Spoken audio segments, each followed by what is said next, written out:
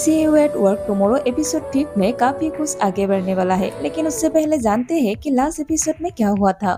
जीवन और उसके लंबे समय से चले आ रहे बॉयफ्रेंड के इमोशनल ब्रेकअप होती है। जीवन के बॉयफ्रेंड शादी करके बेहतर फ्यूचर बनाना चाहता है, लेकिन जीवन समझ जाती है कि दोनों की जिंदगी की प्रायोरिटीज अब अलग हो चुकी है, इसलिए दोनों आखिरकार अलग होने का फैसला कर लेते हैं। अगले दिन जीवन रोते रोते ऑफिस पहुंचती है। उसकी हालत देखकर लगता है कि वो पूरी तरह टूट चुकी है और इसी बीच ऑफिस में रेफ्रिजरेटर प्रोजेक्ट की प्रेजेंटेशन की तैयारी चल रही होती है। शुरुआत में जीवन को लगता है कि सीओ उसकी पर्सनल लाइफ की चिंता कर रहा है, लेकिन बाद में पता चलता है कि वो सिर्फ अपकमिंग प्रोजेक्ट के बारे में पूछ रहा था। लेकिन हमें क्लियरली दिखता है कि सीओ जियो की परवाह करता है और उसके लिए फीलिंग्स डेवलप हो रही है। प्रेजेंटेशन के बाद कंपनी प्रेसिडेंट डिनर पर बुलाता है, लेकिन जियो मना कर देता है और जीवन को टीम डिनर पर ले जाता है। वही जीवन को एहसास होती है कि सीओ बाहर से सख्त जरूर है, लेकिन अंदर से केयरिंग और सपोर्टिव इंसान है। वो उसकी एक मजेदार आदत भी नोटिस करती है। जब उसे कोई चीज पसंद आती है तब भी वो हल्का सा फ्राउन करता है।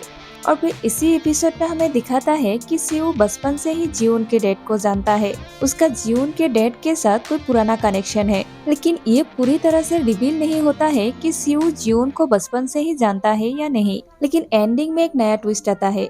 जीवन खुशी खुशी सीओ के लिए ड्रिंक्स लेकर आती है, तभी वो उसे सुजिन के साथ बात करते हुए दिखती है। जीवन के चेहरे का एक्सप्रेशन साफ बताता है कि अब उसके दिल में सीओ के लिए फीलिंग्स डेवलप होने लगी है।